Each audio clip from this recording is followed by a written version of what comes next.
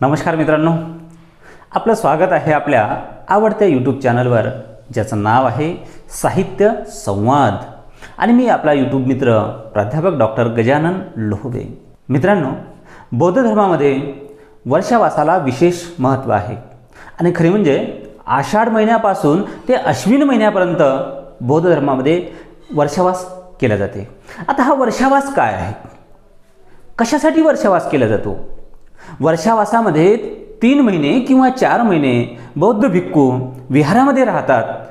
का राहतात, कशासाठी राहतात आणि प्रामुख्याने पावसाळ्याच्या दिवसांमध्येच ते का राहतात, असे अनेक प्रश्न वर्षावासाच्या निमित्तानं आपल्यासमोर येते.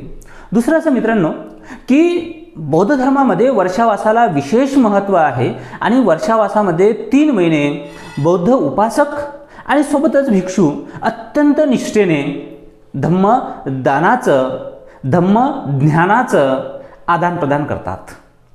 अत्यंत पवित्र असलेला हा वर्षावास का करायचा, या संदर्भात आपण थोडी माहिती जाणून घेऊया. मित्रांनो, खरं म्हणजे बौद्ध धर्मामध्ये या आषाढ पौर्णिमेला विशेष महत्त्व आहे. कारण तुम्हाला माहीत आहे की या आषाढ पौर्णिमेलाच, ज्याला आपण आखाडी असं म्हणतो, या आषाढ पौर्णिमेलाच महामायेला गर्भधारणा झाली होती. खरं म्हणजेच राजा शुद्धोधन आणि महामाया यांना पुत्रच होत नव्हता.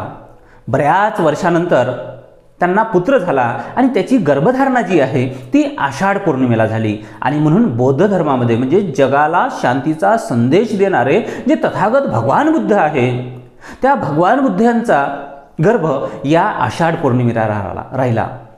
आणि म्हणून मित्रांनो, आषाढ पौर्णिमा ही बौद्ध धर्मामध्ये विशेष महत्त्व आहे. पण आपल्या लक्षात हेही येत असेल की इतर धर्मामध्ये जेव्हा मुलीचं लग्न होतंय आणि लग्न होऊन ती सासरी जाते, तेव्हा मात्र आषाढ पौर्णिमेला म्हणजेच आखाडीला तिला माहेरी आणलं जातं.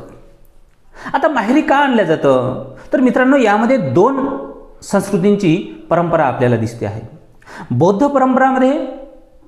बौद्ध परंपरेमध्ये आषाढ पौर्णिमेला विशेष महत्त्व आहे. कारण जगाला शांतीचा संदेश देणाऱ्या तथागत भगवान बुद्धांचा गर्भ या आषाढ पौर्णिमेला राहिला होता. आणि म्हणून मग आषाढ पौर्णिमेला महामाया आणि राजा शुद्धोधन एकत्र आले आणि त्यातून त्यांना गर्भधारणा झाली. म्हणून आषाढ पौर्णिमेला विशेष महत्त्व आहे. पण जेव्हा बौद्ध धर्माचा ऱ्हास होऊ लागला आणि बौद्ध धर्मावर प्रतिक्रांती होऊ लागली, हिंदू धर्माने बौद्ध धर्मावर प्रतिक्रांती केली आणि बौद्ध धर्माचा, बौद्ध तत्त्वज्ञानाचा जेव्हा बिमोड करण्याचा प्रयत्न केला, तेव्हा मात्र बौद्ध धर्मातील अत्यंत पवित्र, मंगलमय असे जे काही घटना आहेत, ज्यामध्ये आषाढ पौर्णिमा असेल, ज्या आषाढ पौर्णिमेला भगवान बुद्धाचा गर्भ राहिला, त्या आषाढ पौर्णिमेचा अर्थ या प्रतिक्रांतीमध्ये वेगळा लावण्यात आला. आणि ज्या आषाढ पौर्णिमेला भगवान बुद्धाचा गर्भ राहिला, ती आषाढ पौर्णिमेला पती पत्नी एकत्र येऊच नये, म्हणजेच की पुन्हा भगवान बुद्ध जन्माला येऊच नये. आणि म्हणून मग पतीपासून पत्नीला दूर ठेवण्यासाठी आखाडीला त्या मुलीला आपल्या माहेरी आणलं जातं. हा एक प्रतिक्रांतीचा भाग आहे. आणि म्हणून मग काय होतं की बाकी धर्मांमध्ये आखाडीला नित्यनेमाने मुलीला माहेरी आणलं जातं. पण त्याच वेळेस नवीन जागृतीमुळे बौद्ध धर्मामध्ये अलीकडे लग्न झालेल्या मुलीला आषाढ पौर्णिमेला आखाडीला माहेरी आणलं जात नाही. कारण बौद्ध धर्म यांची आशा आहे की पुन्हा तथागतांसारखा शांतीचा संदेश देणारा एक भगवान बुद्ध पुन्हा या निमित्ताने जन्माला यावा. म्हणून अलीकडे आषाढ पौर्णिमेला सासरवरून मुलीला आणला जात नाही. हाही एक संदर्भ आहे. दुसरा मित्रांनो की तथागत भगवान बुद्ध जेव्हा ज्ञानप्राप्तीसाठी ध्यानाला बसलेले होते, तेव्हा त्यांचे जे काही 5 सवंगडी होते ते निघून गेले. आणि मग जेव्हा भगवान बुद्धांना बुद्धत्व प्राप्त झालं आणि जेव्हा ते सारनाथला बसले, तेव्हा ते 5 व्यक्ती त्यांच्याकडे आले आणि पहिल्यांदा सारनाथला भगवान बुद्धाने त्या 5 व्यक्तींना आपल्या बुद्ध धम्माचं ज्ञान दिलंय. तो दिवस होता आषाढ पौर्णिमा. एका गुरुने शिष्याला त्या दिवशी ज्ञान दिलं आणि म्हणून ती झाली गुरुपौर्णिमा. मित्रांनो, याच दिवशी भिक्खू संघांची सुद्धा स्थापना झाली. असे अनेक संदर्भ या आषाढ पौर्णिमेला आहे. आता आपण वर्षवासा संदर्भात पाहूया की आषाढ पौर्णिमेपासून तर अश्विन पौर्णिमेपर्यंत वर्षवास का केले जाते. तर मित्रांनो, आजपासून 2500 वर्ष आधी तेव्हाचा काळ कसा असेल.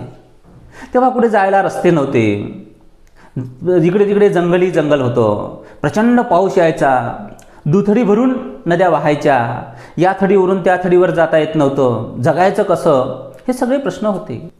आणि म्हणून मग त्या काळामध्ये मात्र जैन लोक 4 महिने एकाच ठिकाणी राहायचे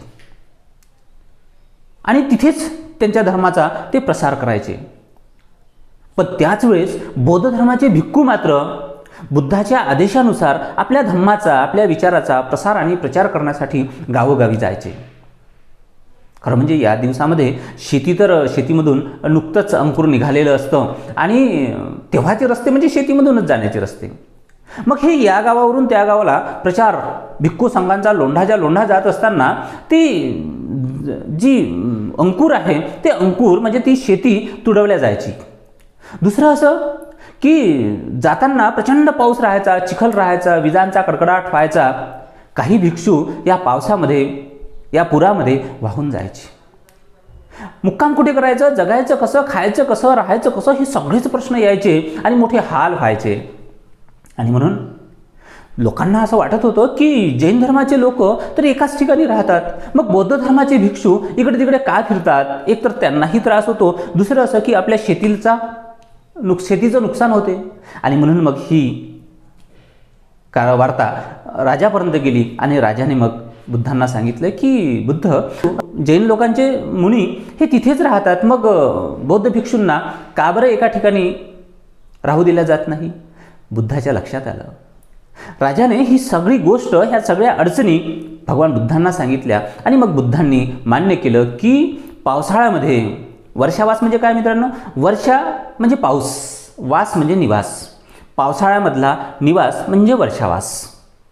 मग भगवान बुद्धाने मान्य केलं आणि आदेश दिला की भिक्खूंनो, तुम्ही 3 महिने आणि जेव्हा अधिक मास येतो तेव्हा 4 महिने एकाच विहारामध्ये राहायचं आणि तिथेच आपल्या उपासकांना ज्ञान द्यायचं. तिथूनच एकाच जागेवरून ज्ञान प्रसार आणि प्रचार करायचा. आणि तेव्हापासून मग भिक्खू कोणत्या तरी एका विहारामध्ये राहू लागले. तिथे उपासक जातात. उपासक त्या भिक्षूंना विविध प्रकारचे दान देतात, भोजनदान देतात आणि ते भिक्खू या लोकांना ज्ञान देतात.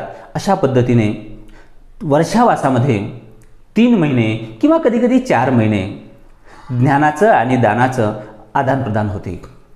मित्रांनो, वर्षावास जो असतो ना, तो वर्षावासामध्ये भिक्खू 3 महिने किंवा 4 महिने त्या विहारातून कुठेही जात नाही. खरं म्हणजे जाऊच नाही, पण मात्र उपासकांना जाता येते. तो वर्षावास हा उपासकांचा नसतो, तो वर्षावास हा भिक्खूंचा असतो.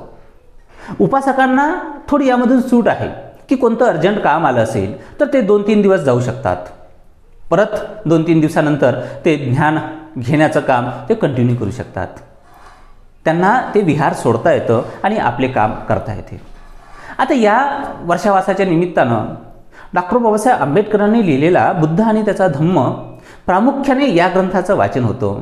कारण बुद्ध धम्माचं सार सांगणारं, बुद्ध धम्माचं तत्त्वज्ञान सांगणारं आणि तेव्हाचा बुद्ध धम्म नव्हे, बौद्ध धम्म नव्हे, तर बाबासाहेबांच्या आकलनातून आजच्या घडीला जो आवश्यक आहे तो नव्याने बौद्ध धम्म, बुद्ध आणि त्याचा धम्म या ग्रंथामध्ये बाबासाहेबांनी नोंदवलेला आहे. या ग्रंथाचं प्रत्येक विहारामध्ये आपापल्या सोयीनुसार, आपापल्या वेळेनुसार त्याचं वाचन होतं आणि सारे बौद्ध उपासक ते ग्रहण करतात. मित्रांनो, पहिल्यांदा भगवान बुद्धाने पहिला वर्षवास हा सारनाथमध्ये सुरू केला इसवी सन पूर्व 527 मध्ये आणि पुढे आयुष्याच्या 45 वर्षामध्ये श्रावस्ती असेल, राजगृह असेल, सारनाथ असेल, अशा अनेक ठिकाणी, जेतवन असेल, खरं म्हणजे जेतवनामध्ये अधिकाधिक त्यांनी वर्षवास केले आणि असे 45 वर्षवास भगवान बुद्धाने त्यांच्या आयुष्यामध्ये केले. आज गावागावामध्ये बौद्ध विहारांमध्ये वर्षावास सुरू आहे. या निमित्ताने बौद्ध धम्माचं तत्त्वज्ञान उपासक ग्रहण करते आहेत. त्या तत्त्वज्ञानाला प्रणाम करत असताना वर्षावासाच्या निमित्तानं सगळ्यांना अगदी मनपूर्वक शुभेच्छा. धन्यवाद.